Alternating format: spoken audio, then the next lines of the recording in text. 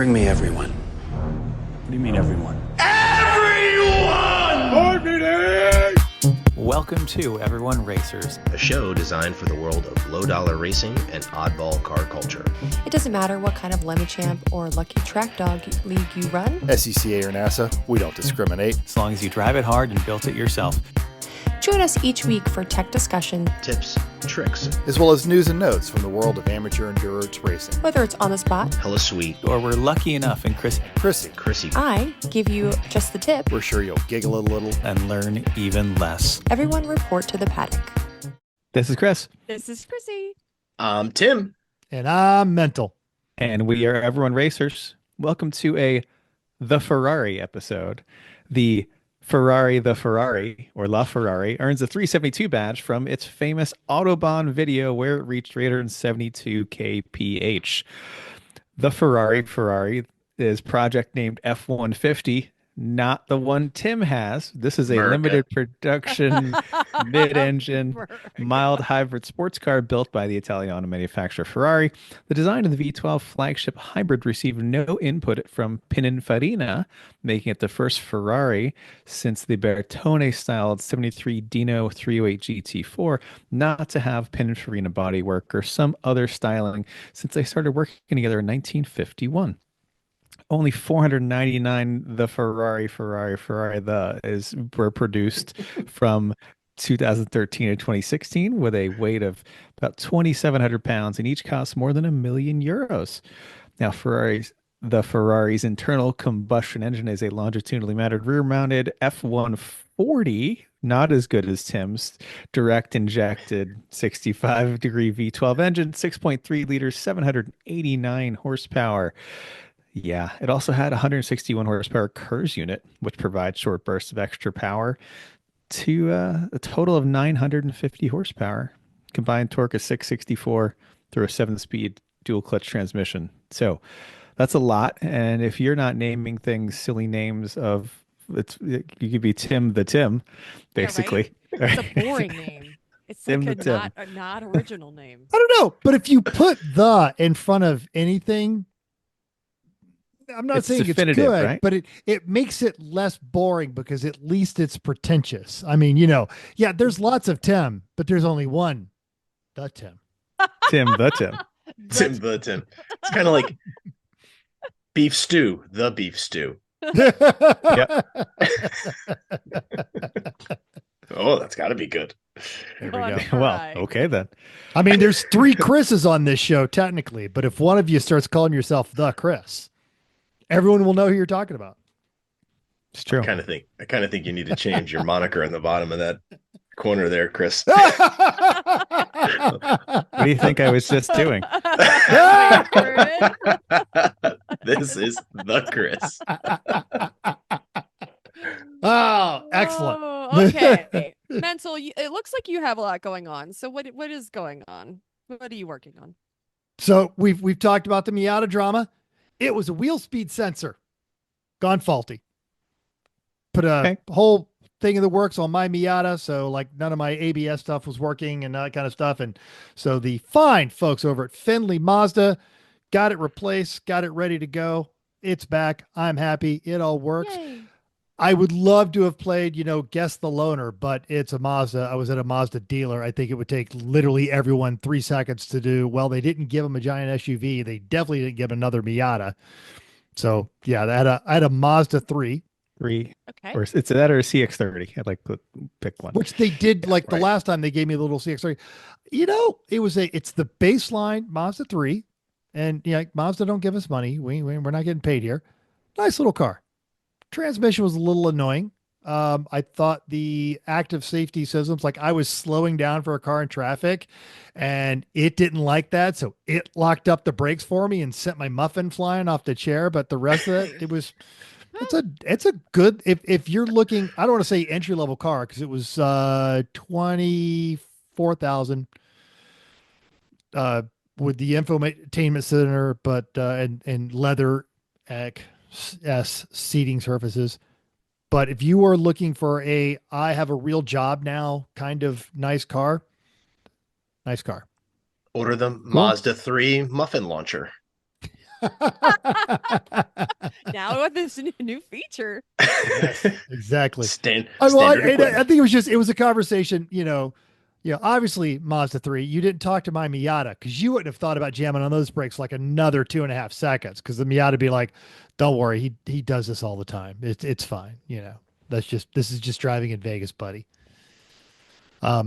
Anyway, been doing a bunch of parts ordering and prep work on the Formula V. I've got the wiring out of it because it's all sus and there's only like 6 wires in the car anyway. So I'll be redoing that. And I have been aggressively at night. My night reading manual is the Volkswagen How to Repair and Rebuild Your Volkswagen Engine book. I printed out that entire thread on Grassroots Motorsports. I also have the book from formulav.org that used to be in print and then the guy retired. So they just do it online. So yes, I am deep in the world of horizontally opposed air cooled 4 cylinders that make 40 horsepower. That's my life right now. And tomorrow, as we're recording this, but tomorrow's review, by the time you hear this, dear listener, I will have a guest, and that is the famous Kia Racing Kyle Mock is coming from South Carolina to claim his Kia that is parked behind our rally vehicle here in my driveway. And him and his dad are going to work. I'm going to give him access to my garage and my tools, and I got to go to work because I got dumb meetings all week. So, I'd rather fight with a idler pulley on a 170,000 mile Kia, but instead I have to pay for things. Stupid adulting. Right, that's exactly what I was just going to say. Yeah, exactly. But you guys were not just burning pod before we hit record.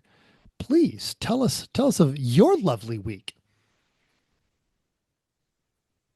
I'll say that was perfectly giga blasted. Okay. No, I was just waiting to see if he was going to. Yeah, we went on vacation. It was great. We went to Punta Cana, had a very nice time. Worked on tan, worked on exercising my arms, worked on depleting the food and beverage supply of the resort. Yep. My arms got a good workout. Yep. Except when I use the straw, then I don't have to use as much of a workout. Bring a reusable straw so you don't feel bad.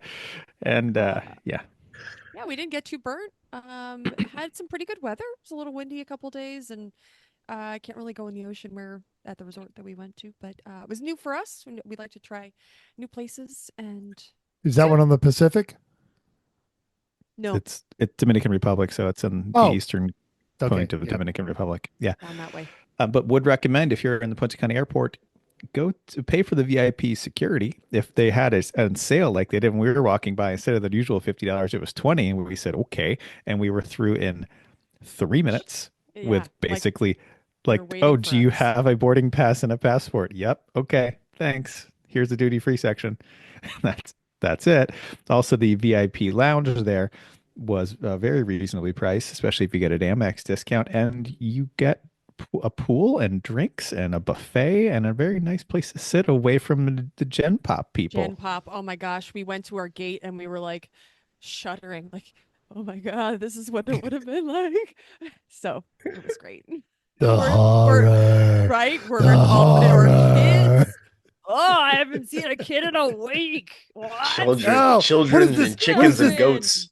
What is this tiny person next to me, and why are they talking? They're sticky. I don't know how. They're sticky. And they're crying, and then then the mom is crying, and everybody's crying. It was a lot. Yeah. And there's a lot of people trying to get home because everybody had the same problem that we did. So there were 2 flights that were trying to leave pretty close at the same time. Had to cancel our one flight, get it on the other flight, which made us just 4-hour delays are much better when you're in the VIP lounge instead of with Gen Pop. Yeah, well, sitting by the pool with a drink. Delays are great anywhere with drinks and a pool. Yeah, I mean, except yeah, maybe Alaska if it's outdoors, but still. Yeah, better have a hot tub. Yeah.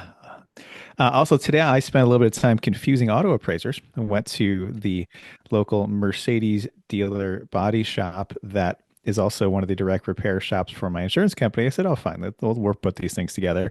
And the fact that this car has an E43 AMG grille on it instead of the original one is blowing everybody's minds. Seriously? Like I am sending parts diagrams to the appraiser Yeah. to show them, well, here's the diagram of the 3 different grills available for the E-Class. This is the luxury one. This is the normal one. This is the AMG one. Yes, this one has an AMG one that didn't come with, but I put it on, and that's what was damaged, and that's what I would like, please. And just in the rare event, we I don't know if you guys saw the numbers. We may have picked up a few extra listeners this week. So if your Christmas is delayed, is because last week, literally on her way, not quite to the podcast, but in the vicinity of the podcast, Chrissy killed Rudolph. So just.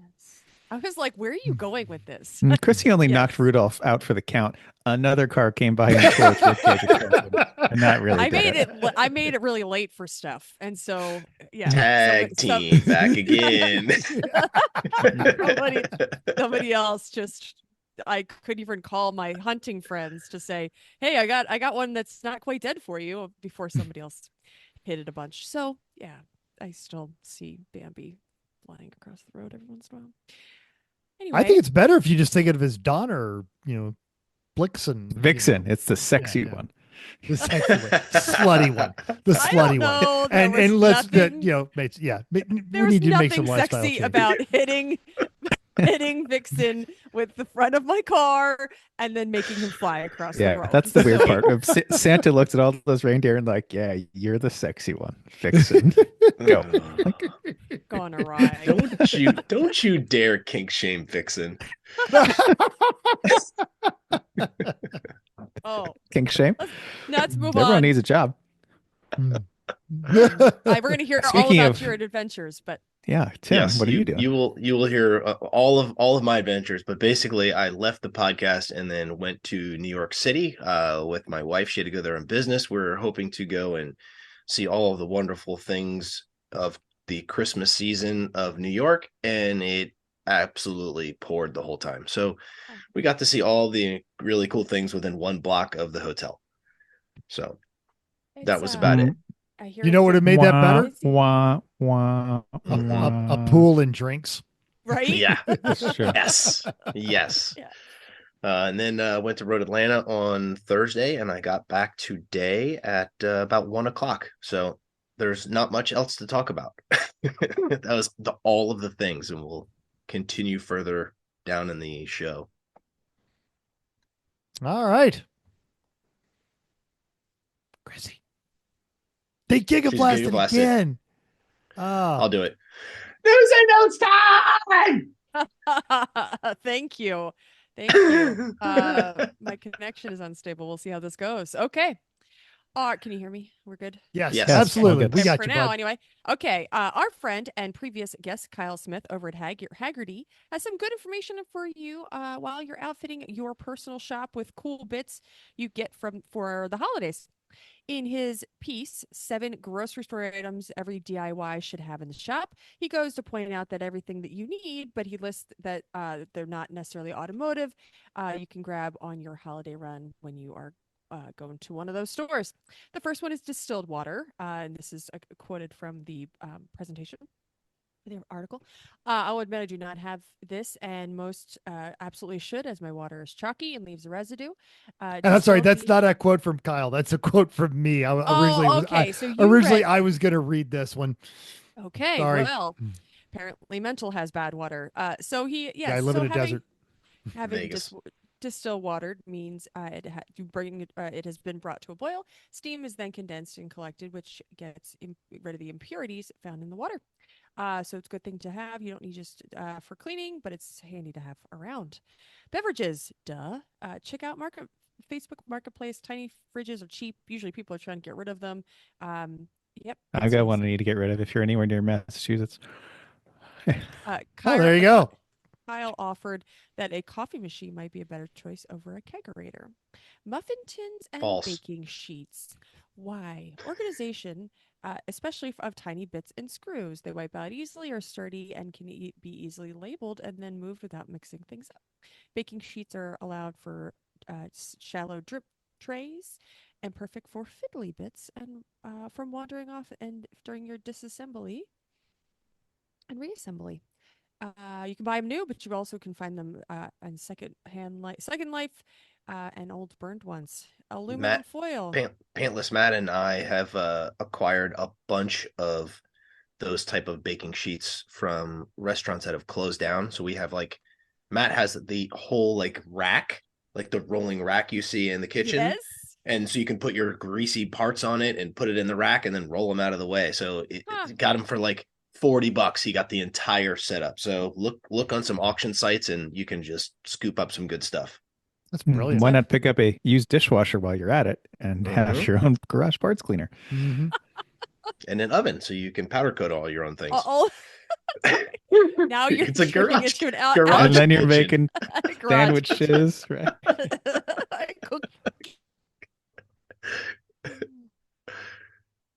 Oh, and yet another gigablast from the two. Mental. Why don't you anyway jump on aluminum? Oh, she's back. She's back. All right, cool. Ish. Nope, she's not. False alarm. Okay. Ish. All right. There we go. Number 4. It was working okay for a while, and now it's was. just not. Oh, well. Yes. That's quite Okay. all right. This Why? is what we do. Why is it not working?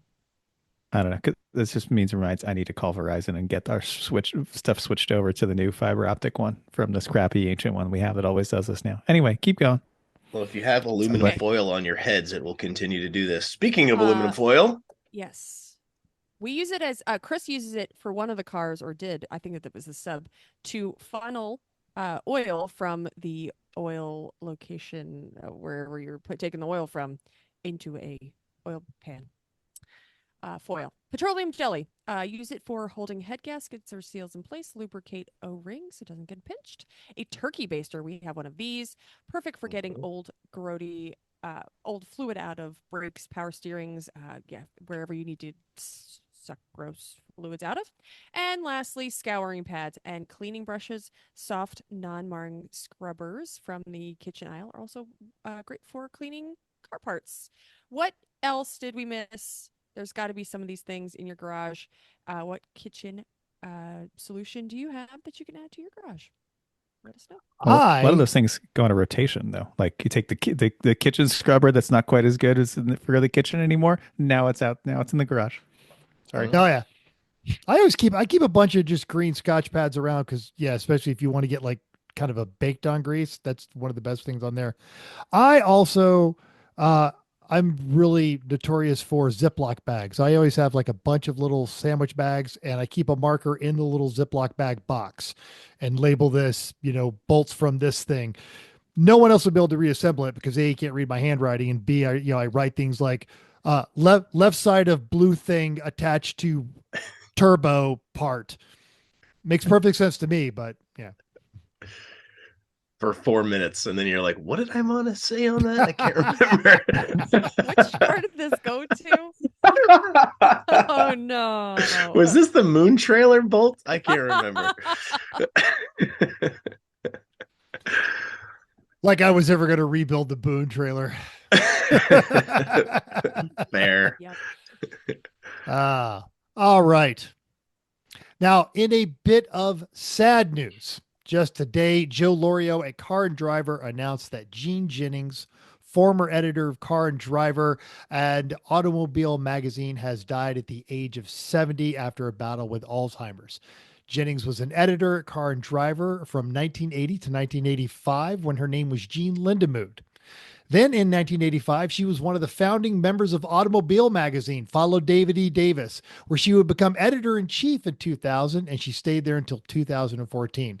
Jean was born in Michigan, would later drop out of college and drive a cab, and she learned to work on it herself. She would eventually work at Chrysler Proving Grounds as a mechanic and did crash testing. When she was laid off in 1980, she applied for a job at Car and Driver, and in her own words, quote, "I was distinctly unqualified. I knew nothing about car magazines." Her boss, David E. Davis, later said, "We had a lot of great writers on board, but Jean just changed the nature of the reader's response to the magazine." During her career, she was known for her flavor for adventure, driving in a demolition derby, a professional off-road race, and 3 of the One Laps of America, including the very first one. She is also known for keeping the car and driver staff of the time out of jail in Mexico twice, and famously completed a Babe rally in a $300 Cadillac limousine. Godspeed, Gene. I loved her. I remember as a high schooler reading Automobile Magazine. Giant fan. That one just, it hits harder than it probably should. Did a lot of good stuff. Yeah. Our next piece is on a soft paywall, but Kevin Sieff, Claudia Gori, and Zoeann Murphy at the F1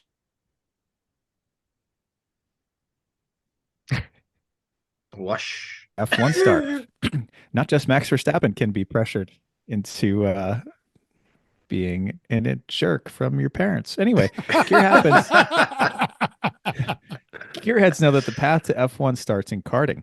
This article covers the most recent World Championship of Karting in Sarno, Italy, and overlays the rivalry between two teammates for the baby race karting team. Mercedes and Ferrari scouts have been following both of them since they were 6. These racers are now 11 and 12 and have stopped attending school to focus on racing full time. The team preparing the karts charges $7,500 for each 4-day event. One child lives in Italy. The other commutes from Miami once a week. It's an interesting read, but depressing. And from the article, one of the struggling drivers' fathers is screaming at his son, "I'm paying $50,000 a year for you to race like this?" Yeah. Next thing you know, he's going to leave him at a gas station. I was just going to say that. That will never not be funny. Nope. Ah. You know where you can buy one of these carts? Can you though? Not one of these, but you can. You can get a world-class racing cart and absolute, neurotic behavior to your child not included. You're going to have to add that yourself. But you can also buy all kinds of fascinating stuff at Racing Junk. Now, do you have a person in your life that literally has everything and they are impossible to buy for during the holidays? We're going to tell you that Racing Junk has you covered, because Racing Junk has you covered. Picture this, if you will. Cruising around the town with a hot cup of apple cider, listening to Christmas tunes, along with a pitter-patter of hooves and your very own Stagecoach. Power unit not included. Installation and care for power unit is sole responsibility of the buyer. The seller is not responsible for any foreseen actions to clean up the power unit, excrement, or any other residual off-gassing. Taxes, tags, and insurance not included. Fashioned from veneer oak plywood, accented with maple, our Stagecoach takes the Wells Fargo feel with a front seat top for a whip and a conductor, as well as the heeled, call them the hanger-on. Iron bars that make up a luggage rack, various pulls to mount yourself atop the stage, a red canvas covering for the rear luggage, stowaway to keep it dry, large wood spoked wheels and a wood frame, wood lever braking, and the 2 front hitches for one of the horses. Inside, the simple cabin uses maple and oak veneer as liner. Ribbed rubber floor is under saddle brown covered benches in the said cabin. Amenities were sparse, and most stages relied on the stop to change out the horses, feed the passengers, and change crews if necessary. Trips were typically a long haul and fraught with danger from bad roads, the elements, and the occasional thief. Oh, drat, you black Bart. It's an interesting build, keeping it real like the old Wells Fargo's coaches. All wood structure with some iron thrown in for the heavy work on the pulls, steps, and the luggage guard. This is an entirely custom build. It is absolutely awesome to look at. And that's it's not my particular jam, but this is one of the things we all love so much about Racing Junk is there are these kinds of oddball items. And that this person is a person of class and breeding. Why? Because there are 43 friggin' photos. That's right. They've got the real package at racingjunk.com. I don't know if this qualifies as a way to die, but it definitely qualifies as interesting. This is 15 minutes from our house, by the way. Wow. Oh, it's in the... Yeah, it's in Morgantown. Oh. I like that they're Hell using yeah. Wagner organic quiet stop pads. It's literally a block of wood. Block of that rubs wood. against the wheel. Yeah. It's organic. Wood. What can't it What- do?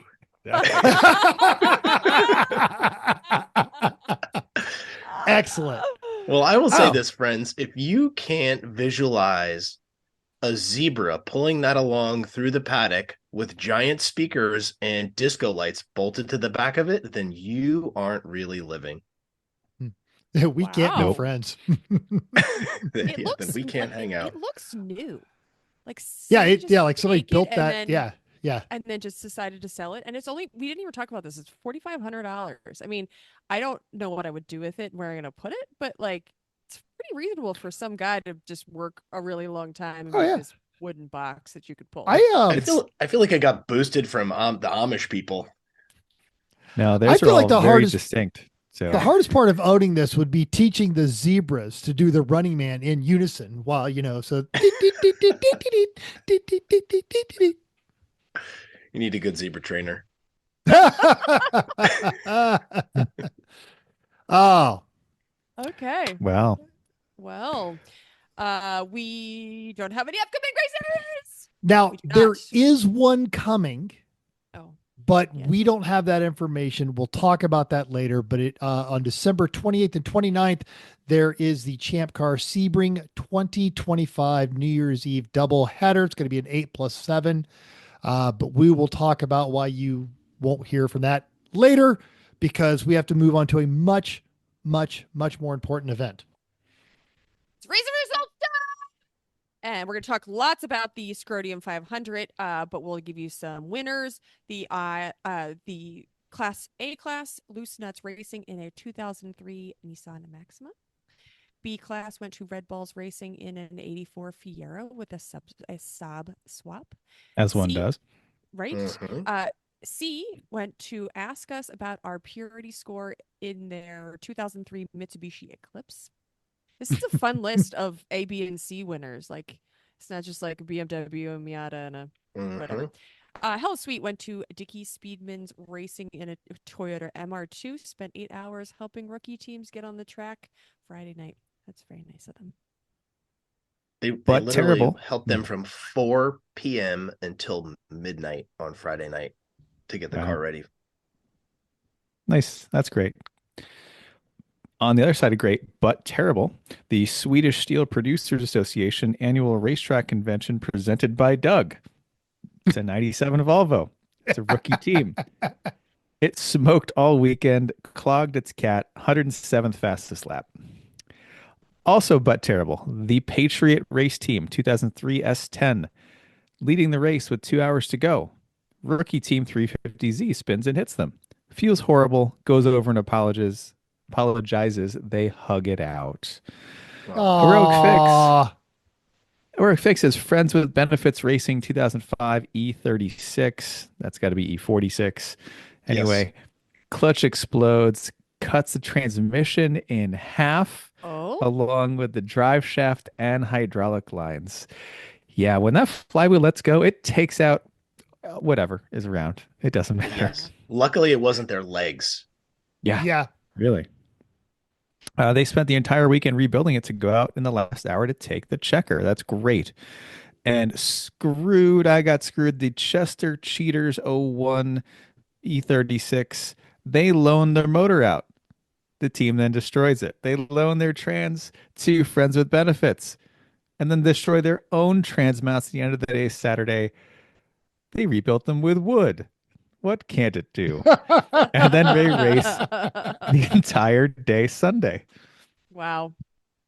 Now, your judges was 4 horse, not as in pulling your stagecoach from Racing Junk, but horse as in, Monday after a race. 4 horsemen in a 1997 F-250. I remember seeing at least 3 Facebook entries that are like, is that really an F-250 or did someone just put an F-250 on a Porsche again? Rookie team of young dirt trackers. Yes, they were amazing. No, that truck was not. All right. Organizer's choice was Mad MR2 Axe and an 85 MR2 Hopeless rookies. They got help from the Dickie Speedmasters, the special quote, Gary Goes Blind in Georgia award went to Gerald Gareth Gary Wilson Jr. in a 2009 Yaris. Meow. Gary. Yeah. Okay. And Halloween Meets Gasoline was the Event Horizon 1980 Plymouth Home Alone 2 theme. It last won heroic with an engine swap. That engine lasted one lap of practice. So the spare motor went back in on Friday afternoon. The IOE went to start racing in their 1991 Chevy S10 Trans Am. This guy, Kirk, built this car for 10 years in true Lemons fashion. He took the entire cabin of the vehicle and moved it back a foot to make it better balanced. He had to install the cage twice, had it done. The guy that did it did a horrible job. He had to cut it out. I've been on plenty of roll cages. I don't need to read the instructions. I'm fine. Paid for it again. And he did everything he could to pinch pennies. He would go to Pick and Pull and get hoses because hoses are free at Pick and Pull. And he put every single hose in the car with used hoses out of random vehicles. That's terrifying in itself. Yes. But really impressive. You don't know the integrity of them. What's even more terrifying is that the radiator was in the back of the pickup truck. So he had like 9 miles of hose to get back there.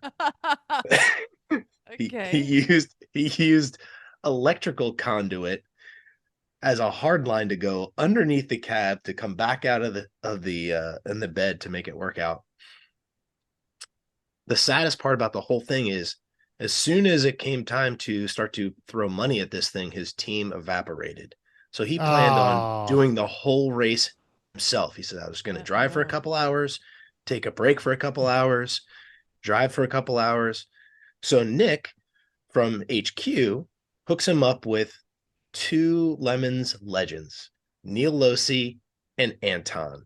And they just bring this guy in and they go out and they are doing amazing. They had the car into 30th place overall at one point. So, in an S10 at Road Atlanta with a top speed of like 80 miles an hour on that back stretch.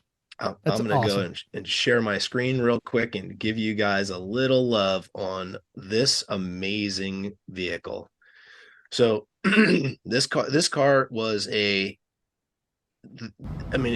doesn't get more lemons than this. It's a S10 with a Firebird front end with the bed kind of just short and wide, and it's all kinds of wrong. Yeah. How dare you? I think this is beautiful. The Firebird front end is on there because it's the only thing he could find that would actually work once he moved the cab back a foot. He had to find something that was long enough to still cover the frame rails on the front of the car. Oh yeah. So it was an amazing piece of engineering. So good on him. That's right up there. That's the lamp in the window in A Christmas Story. It's indescribably beautiful. It really is. I mean, it was awesome. It's probably also fragile. Well, there's some foreshadowing right there, Chris. All right, we need to hear more about this race. So let's rock through this next part. It's listener feedback time. Well, actually, before we jump on the listener feedback, I am reminded that last week we all took bets on whether or not Randy would break his car like he always does down at Barber and then end up at Road Atlanta. And as it turns out, all of us were wrong because on Saturday, Flying Moose won down the street at Barber. Your B, Lucky Dog B, was RPM Auto Works Racing. C was Dirty 30. And our buddies Darren was down there with the Squirt and Coronas guys. On Sunday, though, Flying Moose broke because they were 14th in class, way down overall. They only got 58 laps, or rather 118 laps out of everybody else's 100 there. So A was won by Crash Management. B was Black Magic Motorsports. C was the Super Westerfield brothers, which we've raced against those guys. They're good racers. So that was Lucky Dog at Barber. So they did break, but they didn't break early enough to go to For Randy to Atlanta. I'm gonna go steal someone's seat. I'm gonna go drive that Firebird S10. That would be or crash somebody else's car. Okay. Sorry about that, Chrissy. Thank you. Now we can do listen a few action. What is it, Chrissy? I said now we can do it. Now there was a lot of interaction on our YouTube reel. Read laughter about people laughing at me because California yet again assumed that the driver of my Miata going through one of their toll roads was my wife. Yep. Womp womp. Womp womp. Some hot takes on our thumbnail for the Scrotium preview with Eurotech Racing, asking where they could get a purple cheetah race suit. And we assure you, as soon as we find out, you will see at least Tim and Mental in one. And I know that the rest of the team has tried pretty hard to do yeah, that. Dean even spoke with a custom suit guy for a while, and the hardest part was getting Nomex's zebra pattern. He's like, I don't know how we can do that. And that's that was the tough part. We were gonna get guest suits. Yes. We're gonna keep on it. We're gonna keep on it. Okay. All right. Bruce added some context to our discussion about the Road Atlanta hot tub story, as it had to be filled on the trailer, which kept cold air under it, and then the power kept taking off, hence the heater wasn't keeping up. But to quote Bruce, but God damn it, I didn't do all that work to not get in it. I did it too. Got in and said, all right, I'm in it. All right. How long can I stand it? That was terrible. All right, go. Please let me get out. Oh no, it's fine once you're in it. You just didn't want to get out because it was freezing cold and you're coming out of 80-degree water. It wasn't as good as it could have been, but it was not outside of it. That's for sure. And Tyler Stank asked, is this Georgia clay similar to the Alabama mud I learned about from my cousin Vinny? And the answer is close. Yes. It's close. Yes. It stains worse and it's slipperier. Yeah. And on last week's preview on YouTube, Jack Prick 9797 says, sounds fun. Can't wait for the Clitorian 1000. It's harder to find. People need to Oh, very well done, Chris.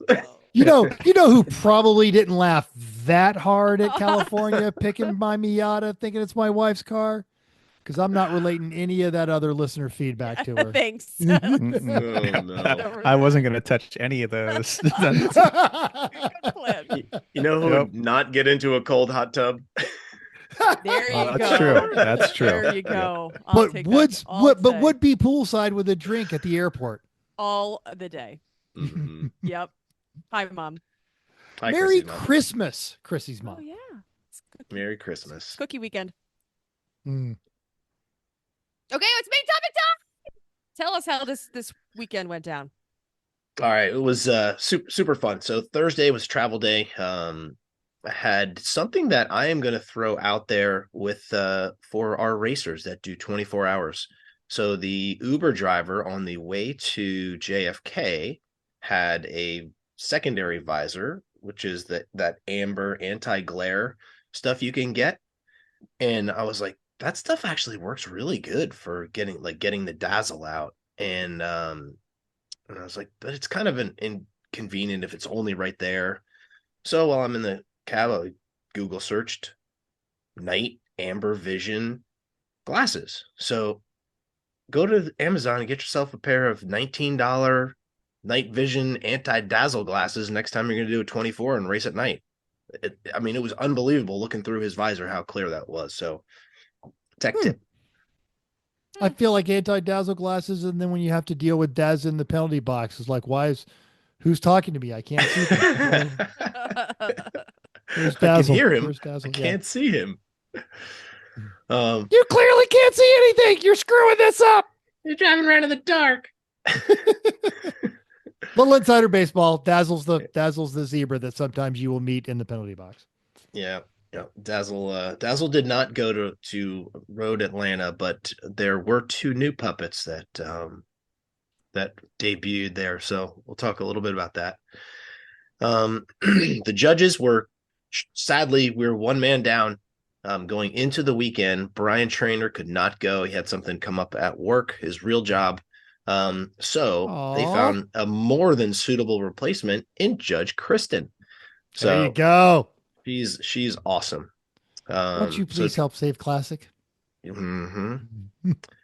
So Thursday was pretty low key. Got to the hotel, had dinner with the crew, and up early for Friday for tech and BS. The weather was nice. It was cold, but it was dry and sunny, so that wasn't too bad. And I got to do kind of the pre-track inspection with Dave and Ken on the safety crew. So we went around and they do a GoPro of the entire track. You do 2 laps, passenger side one time, driver side another time, looking to see what contact points there are, because Lemons gets dinged every time there is contact and the track has to fix it. So that bill goes up. A lot of series charge the driver for that incident or the team for that incident, but Lemons just builds that in and doesn't want to have to harass you about it. So one of the things that they pointed out, which I thought was kind of cool, is the track will go around and just white stripe any of the spots that have pre-existing conditions, so to speak. So we went around and documented all that for what was smart, because there was a lot of contact with the facility other than the ground. Yeah, it was a lot. We warned them. Yeah. Tech went 11 to 5 and it was jammed. We had a bunch of new builds and a bunch of rookie teams. We had multiple tech failures, 2 complete cage, no chance of repairing failures. So sadly they had to send those folks home. One of them was really, really bad. The cage was too small. The tubes were too small. And then where it entered on the down tube, it had it stacked on a bigger piece of tube. It was almost like they made the main hoop and realized short?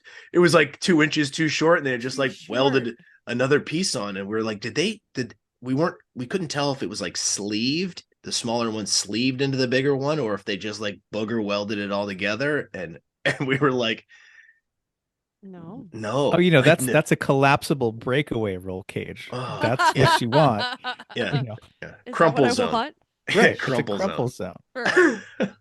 So wow. That was read pretty the rules, man. Yeah, right. Sad. Isn't there a book that you can read? It's not even a book. It is literally clicky, slidey presentation.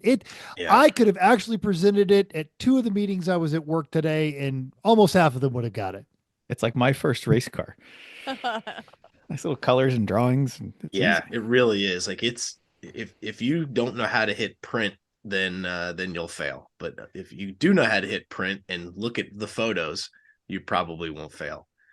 But I feel bad you're talking about the guy that had to have the cage rebuilt, because we've seen it. In fact, all 4 of us have all seen it, where I took it to this shop and they know how to build race cars. Yep, but they don't know how to follow the Lemons Tech manual, because Correct. They clearly didn't look at it. Correct. So it got busy in BS. We had the line was all the way down the paddock. And it was just tech. We were kind of walking down the line pre BS and people and doing the classing. And I got to pat us on the back. I think we nailed the classing. We had really good tight racing. The team that won B in the Fiero, I think they were third or fourth in B Saturday night. And then we got rain on Sunday, and then they're really good drivers. They literally just drove around everybody like it was not raining on their circle. And they How'd they get that feature? Yeah, exactly. They paid extra. So But a lot of fun, fun people with themes and bribes and a lot of people just being goofballs, which was cool. And because it was so nice out, there were a lot of people doing test day, which is good and bad. Tell us more. The team that got the engine donated to them by the 128 team, that is because they went out and immediately blew a head gasket in the first 10 minutes of test day. So then they found this team that was going to loan them an engine. So they get the engine, and they are the guy on their team that is the most mechanically inclined got sick and didn't come to the race or something to that effect. So these guys were trying to do this engine swap. First, they were just going to like swap parts over. But they were like, we're just going to just swap the whole engine in. So the thing that was different for them is they've never worked on a manual transmission before. And they didn't realize that the little slidey thing you put in and make sure all the little spines go together in the way that they're supposed to go together. Yeah, they didn't have one of those. Clutch alignment tool. Yeah. So instead they just torqued that sucker down until it pulled itself together and epically destroyed everything. I can't understand why that didn't work, though. Oh, I feel bad. Checkmate. Sorry, guys. Yeah, that does. You talked about some of the award winners, and I do want to hear about the Yaris incident. But what were some of the teams, like just the themes that caught your eye? Just it was a good theme, just wasn't, because it sounds like the themes were strong. So all of the teams there, it just wasn't enough to put them in the awards. But you were still laughing about it. Yeah, the team that won, the Event Horizon team, leaned on it, and they did skits all day. Like they would just pull the car off track and do skits, right? Like they're like, whatever, right? And then they were like, no, we got to redo that one. That one wasn't good, right? They were not interested in like racing. They were delivering pizzas. So they did the Home Alone 2 theme, and they had the car made up as like the pizza delivery, and the guy would pull out and like bring pepperoni pizzas over to the judges. That's an obscure reference, but in the original Home Alone, he was driving a Plymouth Horizon. Yep. Mm-hmm. Knocks over a statue. Yeah. So they crashed into a statue on dollies every single time they pulled in to do a skit. They had a silver guy with a little ring on dolly, and they just crashed into him and slid him down the paddock.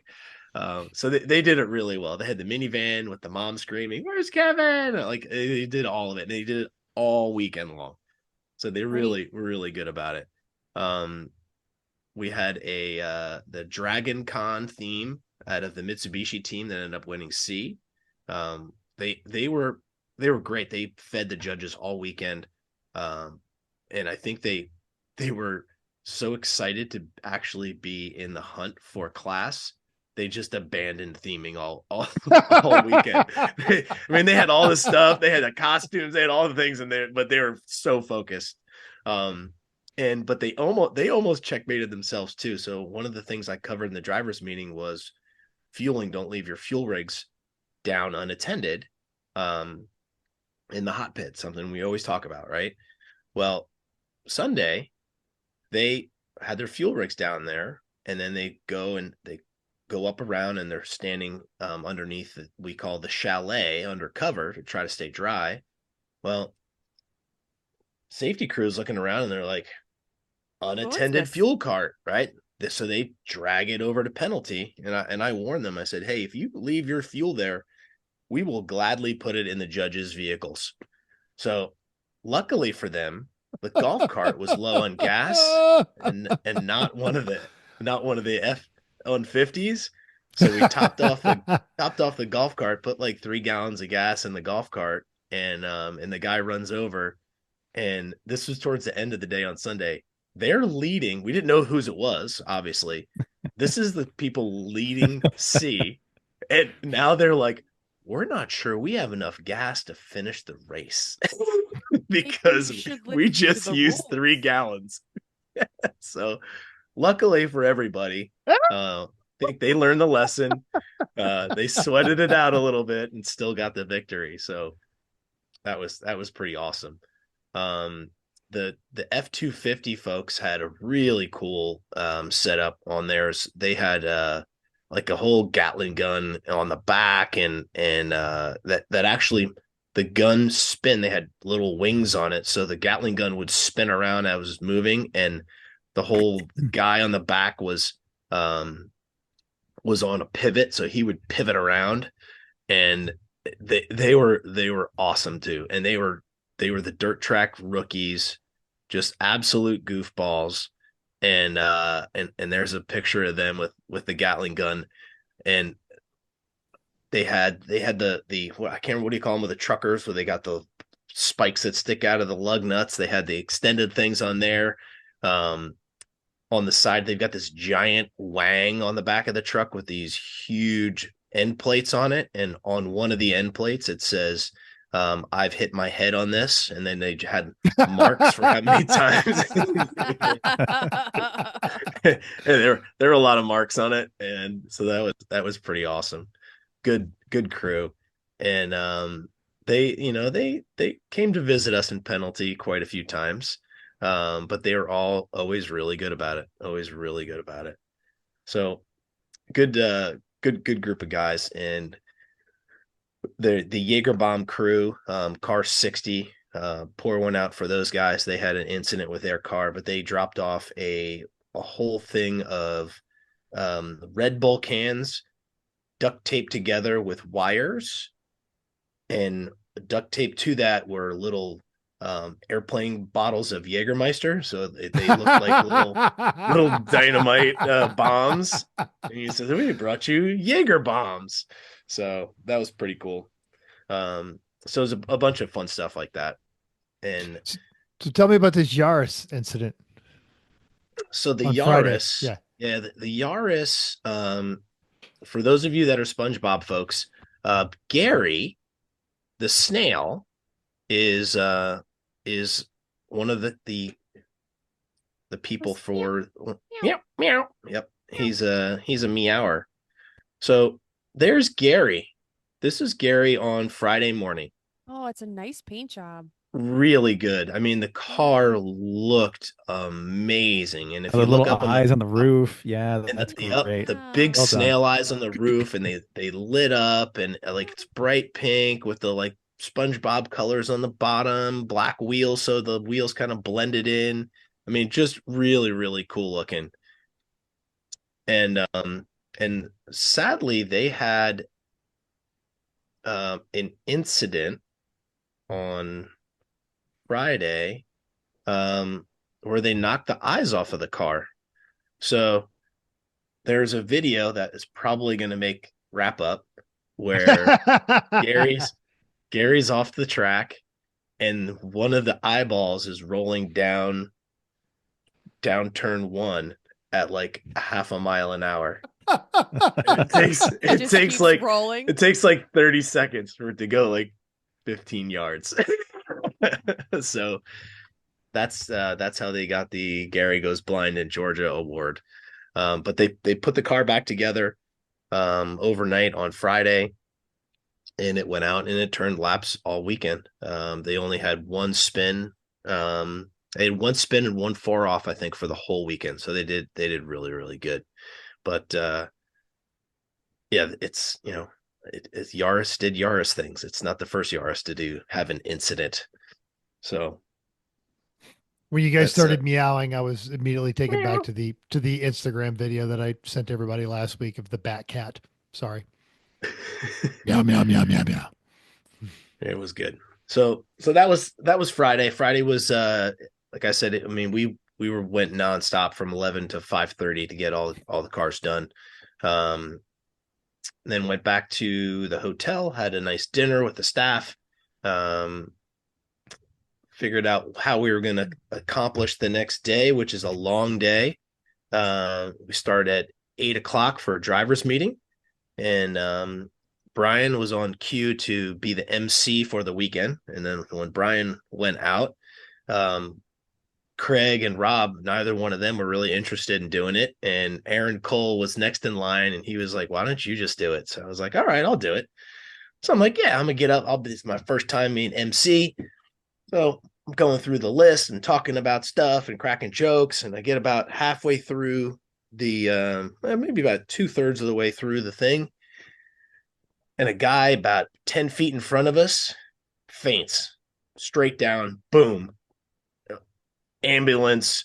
You were the that whole good, thing. huh? You were that good. The guy couldn't. Man. He was overwhelmed with emotion. I can see it. I can see it. So you're a lot to take in the first time. So that's what she said. The guy drops, and now Kristen's there, and she's in the medical world. I think she's an X-ray tech. So the guy drops down. The guy next to him, like, jumps on top of him immediately and starts doing like deep chest compressions. Oh gosh. And Kristen's like, we should check his pulse and make sure he's dying. Right? Yeah. Now we don't know what the situation, like maybe it's his sure. son. He knows he's got a like condition or something, right? So let's be honest, it's a lemons race. He's hungover. Fair. Could be. So thank God he comes to pretty quickly. Ambulance comes in, takes care of him, takes him away, checks on him, and they think he was just dehydrated. Lemons dehydrated. Yeah. So now I've got to like rush through the last third of the meeting to try to, because I got a rookie meeting right after that, and we've got to put people out in like minutes. Right. So we kind of rushed through the second half of the meeting, get the rookie meeting, and Aaron jumps on the rookie meeting because he's done it before, and he kind of fires through it. And it was fast and furious. And so now I go down to the hot pit to get help get people queued up and do what I can for the safety crew. And it's 8:35 for a 9 o'clock start. And there are 3 cars in grid, right? Like it took a lot of time. The fainting incident took like 15 minutes. It's Georgia. People don't go all that fast. Yeah.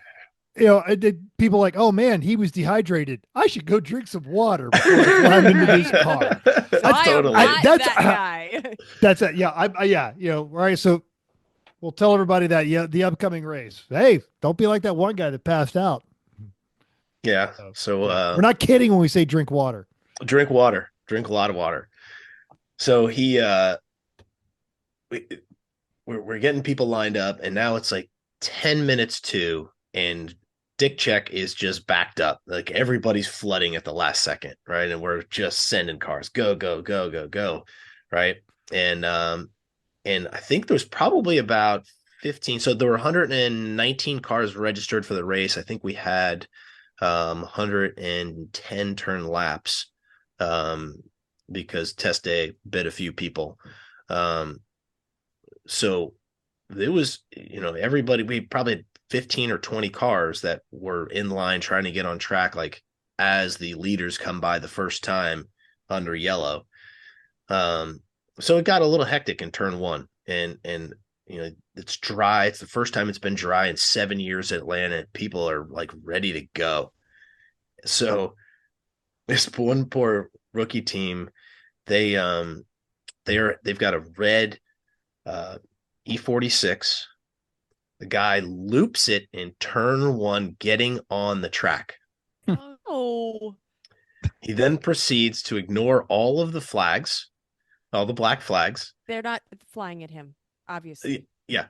I'm in a BMW. So, why would they black flag me? He's impervious to black flags. Got it. So guess what was glossed over in the meeting because of the fainting? Oh no, you forgot to tell him that if you're a black flag, you need to come in.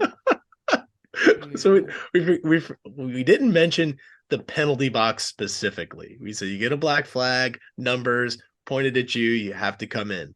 Did you have notes?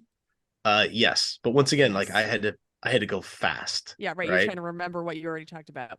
So rookie team, I think Aaron covered it in the rookie meeting. So they heard it twice, but when he finally realized that the flag was for him, he pulled into the hot pit and like is looking at like staff or people, and he like gives them a thumbs up, and like they give him the thumbs up back, and he goes back out again. He's like, oh, I think I'm good. Okay, I'm good. So we finally get him in. And we have a chat with him, and it's all rookies. His team comes over. One guy on the team has been on a sim. No one else has any other experience in a race condition, virtual or not at all. So he was kind of like wide-eyed. He wasn't shook up, but he was kind of wide-eyed about the whole thing, right? Because he felt bad that he didn't know what to do, and he screwed it up. So I said to the captain, I said, he's gotten 2 flags really quickly. Do you want to put another driver in the car? Like, if it was my team, I'd put another driver in the car. And the driver was pretty adamant. He's like, no, I want to go back out. I want to go back out. So he kind of pressured the guy into like putting him back in the car. Well, he goes back out and just totally crashes into turn 12, like coming down the hill, misses the braking point, through the gravel, crashes into the tire wall. And what should you not do unless you're on fire? Oh, no. Yeah. Yes. Then he gets out of the car. Oh, right. Now, luckily, he's like way out of the way, but it's still like if something were to happen, people are going fast in that area, right? Like they were. He crashed there, so someone else could too. Right? Why is it? Yeah. So like race control was like ready to throw the red flag down, and then I think the safety truck had gotten there really quick because they were coming back from another incident and got him back in the car. So then they go to tow him out of that disaster, and guess what didn't make it? The tow hook. Oh, no. rips off the car. It is like a case study in everything not to do as a rookie. Yeah. Oh, wow. Yeah. So they need a therapist is what they need. Yeah. So they do need a Lemons the Rapist. Yep. Yes. Yeah. The car was busted up. They had all the flags, and so they were like, we're going to go home and hit the reset button and come back and try this another day. So they were gone by 1:00. They just left. Shoot.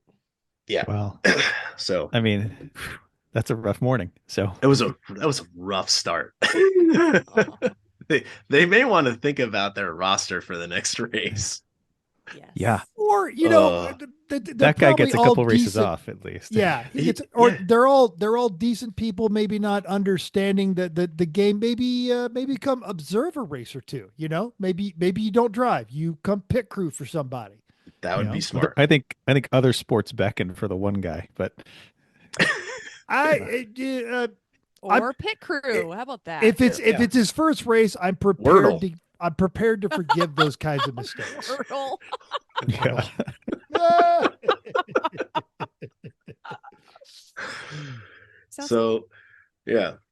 So it was like, once again, it was dry, it was fast.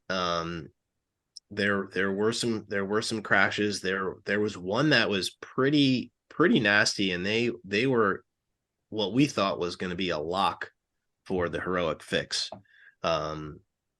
until the other crew with the BMW or their transmission cut everything in half, got back out with an hour to go in the race and took laps. And I think what the funniest part about that whole thing was they put the hydraulic line back together with JB weld.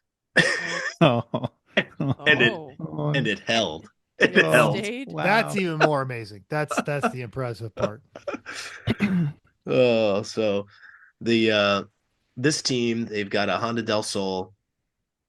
What they didn't realize was that the inner fender liner on their rear tire had come loose, and it was flopping around, and it was rubbing the outer edge of the tire and wore a little groove in it. And then they lost pressure in the tire. And when they were going through probably the worst possible spot on the track, which is turn 5, the tire got low enough to where it debeaded and the car crashed into the wall. Ooh. So they went and put the whole car back together. They had to replace a steering arm in the front. They had to replace a rear hub on the car. They had a really cool cart with all of their spares on. So they had a spare motor, spare transmission, which they loaned. They loaned the transmission to another team, and so they had some bits. But the one bit they didn't have was that the rear hub. So they sent somebody out to go get it. It was like 20 minutes away, and while they're on their way there, the road closes down because of a major accident, and it takes them 2.5 hours to go 20 minutes each direction to get this thing. Oh no! Welcome to Atlanta. Oh, yep. This is sad. So they get it back together. They go back out on track, and there's a bolt that holds the alternator to the bracket, which is, as the owner said, he goes, it's notorious for coming loose. So they red Loctited it in last time, and guess what fell out? The red Loctited bolt fell out. He had a spare, but when the bolt fell out, it also threw both of his belts. So he ended up having to put new belts on, took the other bolt on, and JB welded it onto the alternator. Wow. He was like, future me is going to hate me, but this car is going back out on the track. but tomorrow me that wants to go racing is pretty friggin' happy. It's pretty stoked. So they got it together, and they went around and had a great time on I think they got back out Saturday for the last hour and all day Sunday. So it was a really good fix. And it sucks that it was like nothing they could have done to prevent any of that stuff. So we had a busy penalty box, and it was steady. It was just, you predicted all that day though. long. I did. You knew it was coming. I did. So we had one of the teams gave us a couple of stuffed animals. One of them was this little reindeer, a little fuzzy reindeer. It was super cute.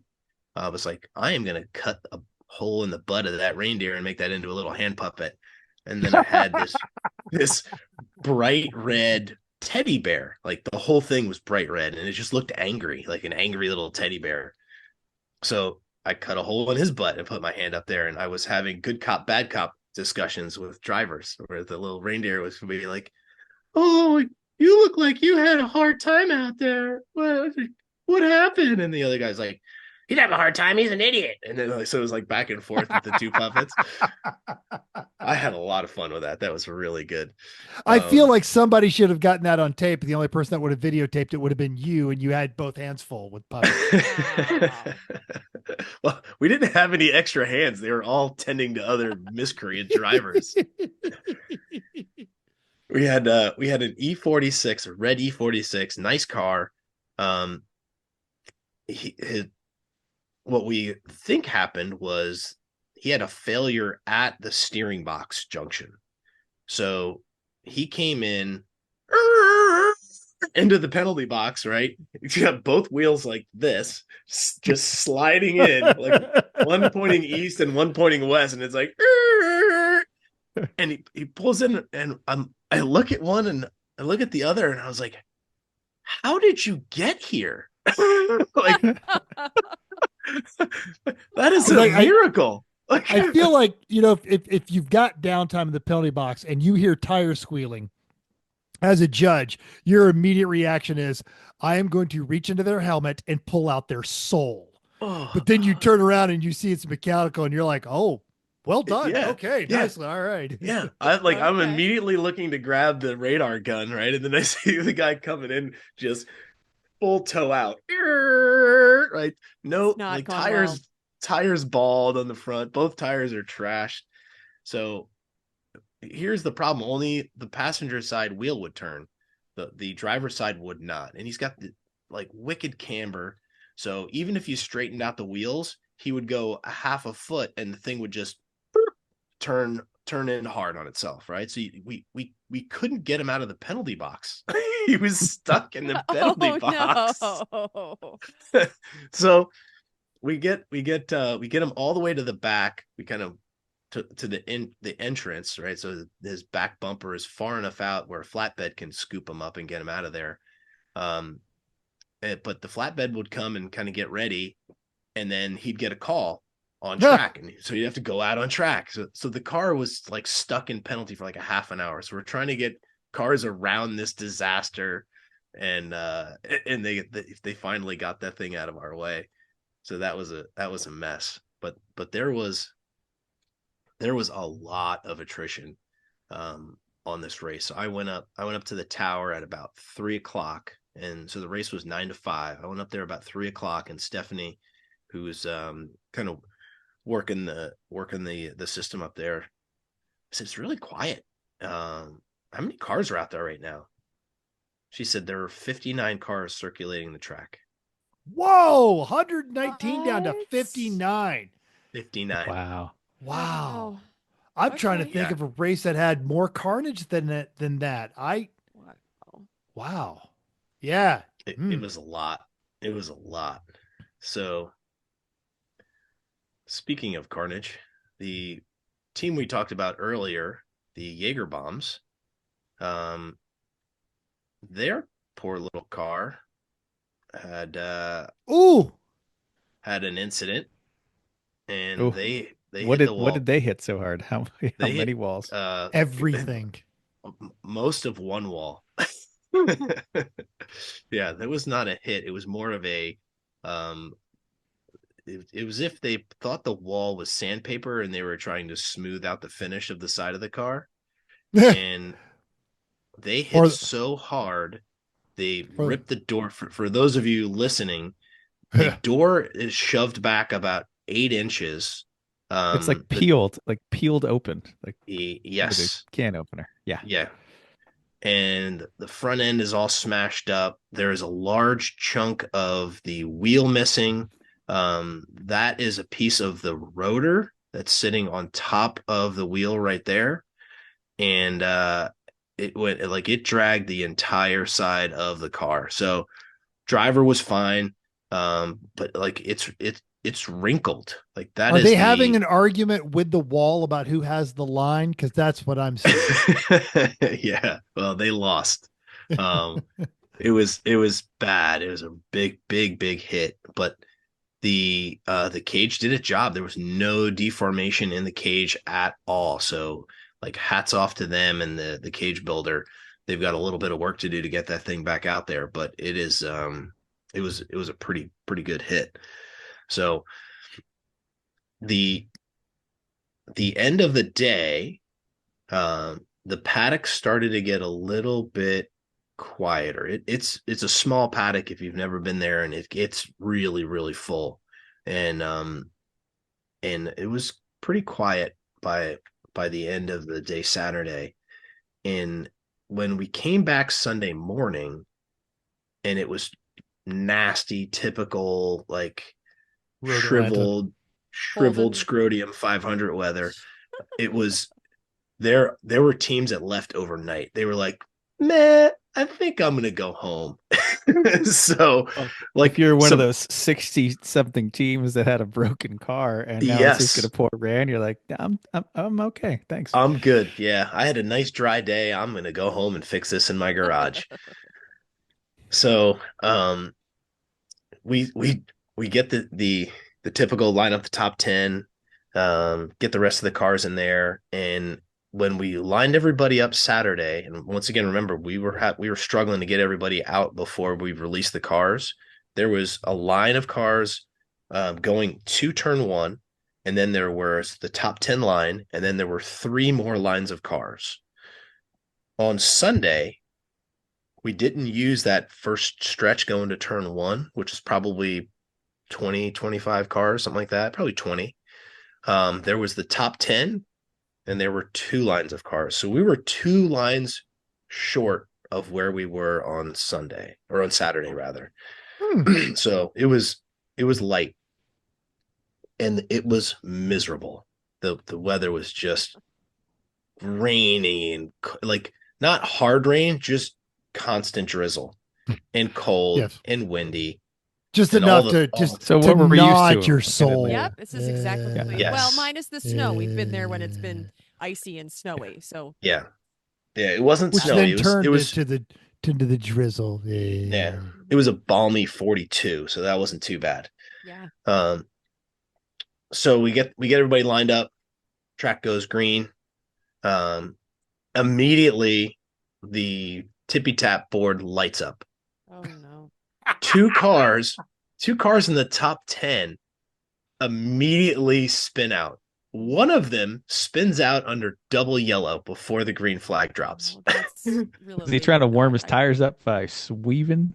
I hope Top he was 10. too. I like to do that. No, he did not. He goes, hey, I just stepped on the throttle and the car just looped around. And I was like, it's double yellow. Why are you stepping on the throttle? Like, slow down. It's 40 degrees out here. Relax. Yeah. So Yeah. it got busy. It got busy really, really quick for about a half an hour. And then people started to settle in, right? They were like, all right, well, I've got to go slow. And it was great.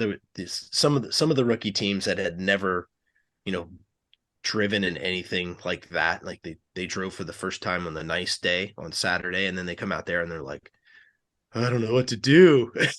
Like one guy spun out in 2, which isn't really a turn. It's kind of just a little It's like a bump. gentle bend. I guess. It's like he spun out in 2, and I was like, how did you spin out in 2? And he was like, I don't really know. And I was like, all right, well, maybe you should go slower for a little while and don't touch the paint. And he was like, yeah, I'm going to try that. And I was like, all right, please don't come back. Okay. So he goes out there, and we had some 3 black flag folks on Saturday, and we also had some on Sunday, but we didn't have as many as I had expected / hoped for. And we kind of stuck to the traditional ones, right? The saran wrap on the top of the roof, apologizing. And the Bob Ross was a good one. In the rain, that's always a challenge. The Bob Ross one. So I'll go back to Saturday. So the Saturday, there was a team with a Jetta. Ironically, I was talking to this guy for like 20 minutes Thursday before we let everybody in through the gate. And he's a former New Yorker, moved down to Georgia, super thick accent, like New York, Staten Island kind of accent, right? So it's a couple that there's one older guy on there who's probably late 50s, early 60s, and then the rest of them are kind of mid 50s, and they get the Bob Ross penalty, and they're painting the car. All of them are painting at the same time, and they're doing it, and they're just heckling each other while they're doing it. And he's like, what is that? It's a tree. That's not a tree. The trees don't go that way. The leaves go the other way. What are you doing? Who's got the blue? It was amazing. I was like, I love these guys. So they get through their Bob Ross, and it's hideous. It's probably the worst one I've ever seen. But it was the best performance I've ever seen. So we're like, all right, you know the drill. Like, if you guys get one more, we're parking you for the day. And they're like, yeah. We'd just like to get out there. There was like an hour left in the day. So they go out, and they're out there for maybe 10, 15 minutes. And Tippy Tap comes across, and Red Jet on fire on the track. Like, oh. So they didn't have to pull their bottle, Fire, their fire suppression. So the guy gets out of the car, as he should, right? And he's got a fire extinguisher in the car, a little guy. So he pulls that out, he pops a hood, he's trying to put the fire out under the hood of the car, and there's somebody else pointing to him like, hey, there's a big one over there. So he runs over and he gets the big one and he's like puts the fire out. And apparently what happened was his power steering line broke or fell off or whatever, and that hit the exhaust and caught on fire. So it got a little crispy under there. And car comes back and it's like 20 feet away from penalty. So we walk over and look, and it's still smoldering, right? It smells just disgusting. And I walk up to him. I go, so what happened? He's like, power steering line, blah, blah, blah, blah, blah. And I says, man, I know you liked your painting and all, but there's better ways of drying it off than doing that, you know? So they've got it running again. But they were like, man, we're just going to put it on the trailer. So they put it on the trailer, and they were one of the early exits on Saturday night. So off they went, but super fun guys. And they're good sports about the whole thing. One thing that I didn't mention is that Kim Harmon, her brother Craig, was doing his debut race. We've seen Craig at lots of races, but as staff, not as competitor. He's a Road America.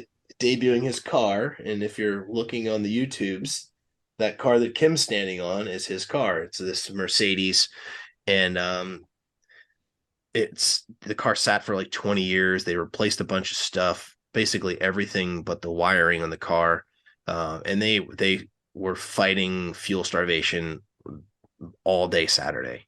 They had a throttle cable break. They had, all the things that you would expect from a car that's been sitting for 20 years.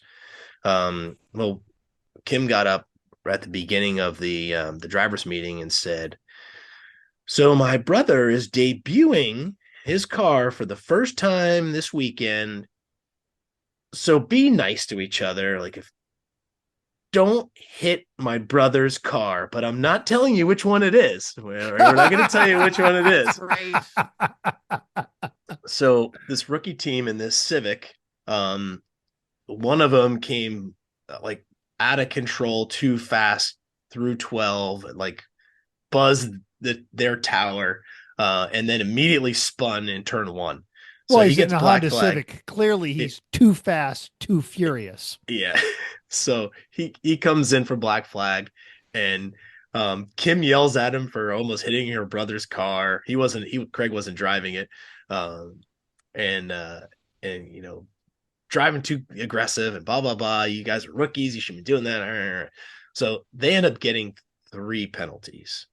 So we have them put the tailgate down. We get 2 megaphones. We have the guy that almost hit the Mercedes with 1 megaphone, and he says over and over, I apologize to everyone. I almost hit Kim Harmon's brother on the racetrack. And then the other guy is going, I'm sorry, I'm a terrible driver. I put all of your lives in danger. And then their 4th guy was the pace. I said, you're the pace car. So you have to walk in front of the car and go through the whole paddock. So you can't go too fast. So all 4 of them were involved. They go through, it takes them about 20 minutes, and they come back. And I said, well, how do you guys feel? And the one guy in the car was like, yeah, it was fine. And the 2 guys in the back were like, "Rrr." And the guy walking was like, man, that was a lot of fun. He was just getting a chuckle out of his friends looking like idiots. So we let them go back out. They were good guys, and they avoided the 4th penalty, which was good. We did have one team, and I felt really bad for these guys. They had a Gen 3 Camaro, number 111, white. It was really a nice looking car. Well, they get flagged for a fluid leak. Comes in, fuel. Oof. And what is never the cause? Gas cap. Gas cap. It's always the gas cap. Always the gas cap. Except this time, it was loose. Oh, it was loose. Great. Right? Lucky, So actually. turn twice, click, click, click. And we say, all right, well, that was obviously the gas cap, but it's never the gas cap. So go check the whole fuel system out, because it is, you get one strike with a fueling leak. One strike. So look the whole thing over. They didn't find anything. 20 minutes later, fuel leak again. So we think, well, park 'em. proving our theory, it's never the gas cap. It's never the ever. gas cap. Even when it's loose, it's still not the It's problem. still something else. So we think maybe vent line's clogged or something that's pressurizing the system, but so they're gonna have to figure that out. But especially in a GMF body, it's one of those 37 vacuum lines. yeah, so they were on the trailer by 11, which was a bummer. And they were super nice guys and really like gracious. Oh yeah, you told us, like two different judges came over separately to tell them the It's the never one the gas strike. cap. And so they were like, yeah, you warned us. So that was a bummer to send them on their way. But the race is going. It's going on and on and on. It's good. This S10 Trans Am whatever abomination. Yes. Oh, so happy. So Georgia. They are doing great. You've got Anton driving it. You've got Neil Losi driving it. The car is turning laps. It's turning laps. It is in 30th place overall right now. 30th place in an S10 with overall. Recycled hoses from the junkyard. Yes. Yep. So sadly, Kirk, who's the owner of the car, is driving the car. They've got about an hour to go.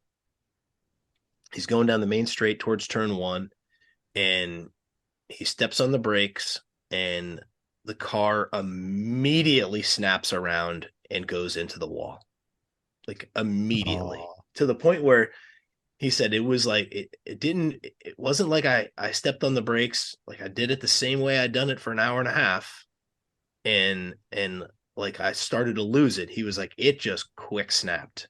So we're hoping maybe you it was some a mechanical oil in one spot, or you get some oil that some other car put down and it's only on one side gets it, and then you're exactly. Yep.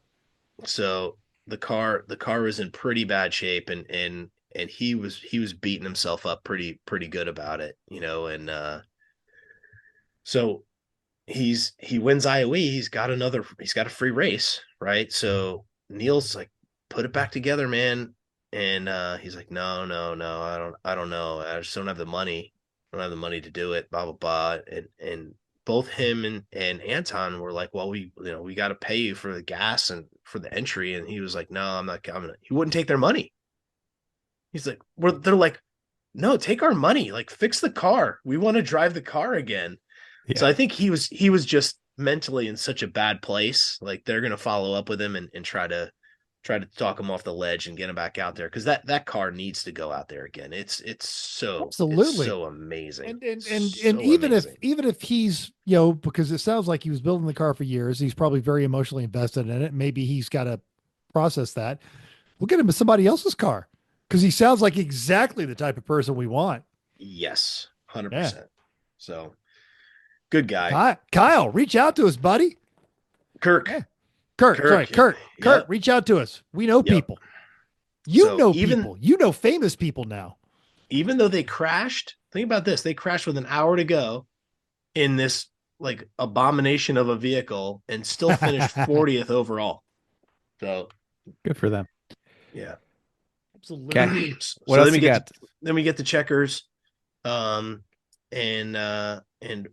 just to wrap the evening up perfectly, as we're unloading everything up to get out of there, Kim gets in her Volkswagen. It's like a 30,000 mile Volkswagen, turns it on, engine code. She's like, really? On my weekend, really? That might be the saddest of any sad trombone. Yeah, that was it. Make the sound, Chrissy. Mic's off. Oh, Yeah. Muty mute. No. No. Sorry. Oh my Can't hear goodness. you. I don't know. Something's wrong. lost her. We'll have to do it. All right. Wah, Wah, wah, wah, wah, wah, wah. wah. Sounds okay. And now you know. Yeah, so then that was it. We went out for dinner. Kim and Richard brought us to a spot where they had their first date, which was super Aw. cute. Oh, And then I got to sleep with the 3-time national effing champion Neil Losi. He and I shared a room by the airport, and we got up at 4:30 and went to Atlanta, and off we went. And then sat not by a pool for 4 hours waiting to get through the worst TSA in the world. No, we went so early we got through, but we also went so early that nothing was open. So I stood in line for 20 minutes for Pete's to open up so I could get a coffee. Oh. Wah, wah. Well, it Yeah. sounds like you had a nice time. It was good. Good. It was good. It was good. I will go back there again. I'd love to drive that track. It looks like a really awesome racetrack. In the dry. in the Yeah. dry that's the would hard be part. good. Is none of the Warm. lemons races are ever going to be dry ever completely. Yeah. So, yeah. That's all right. Summertime HPD is fine. It's good thing you're really close to there. You know, George is really close to your houses in Maine and California. So, Opposite ends of the world. Yeah. There'll be a tour of multiple courses on that one. Your Corvette would do pretty well down that straight. Enough to give you a bit of a pucker at the end, I think. A bit of a pucker. It'd be a seismic pucker. Yeah. So, Well, good stuff. thanks for telling us about it, Tim. Yeah, it was super fun. Can't wait Best. can't wait to go racing with you, Frenzy, again though. It's a while. It's gonna be a while. I know. Mhm. Off season. Gotta find something to talk about. Yep. Yep. Okay. Okay. Is that it? So I think next week we're gonna take a week off because Christmas. We usually record on Wednesdays. Christmas, Mhm. We got things to do. But have no fear, we're gonna do an episode on January 1st, which is a Wednesday, because everyone's a day off. That seems like a great day to do a show, and I'm sure we'll all be bright and chipper, Great. Yep. Excited to talk to each other. excited for loud noises. Yeah. And now it's news and notes time. Yay. No yelling that day. Gonna be To Bloody Mary that- Monday. Yes. To that end, though, Wednesday. while we are going to be recording brace yourselves, folks, our 10th year of doing this. What? We No. started Wow. this. We started this in 2015. September. Damn, we old. What have I done with my life?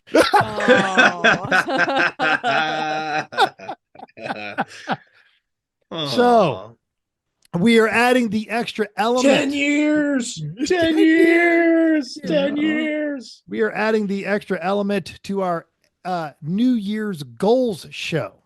You got 2 weeks, folks, and a good bit of that's going to be spent around family you don't want to talk to very much.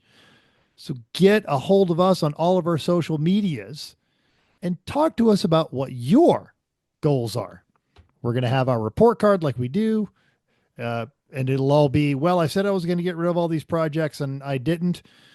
But, some goals for the oncoming year as well. We want to hear what you want to accomplish for yourself.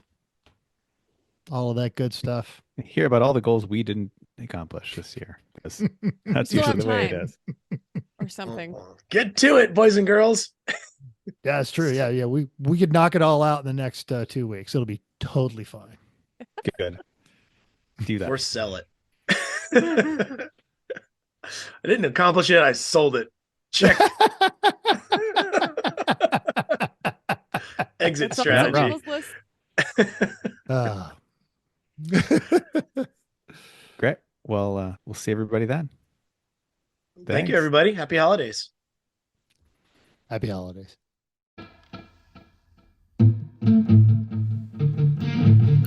Thanks for downloading us. We hope you enjoyed this week's edition of Everyone Racers.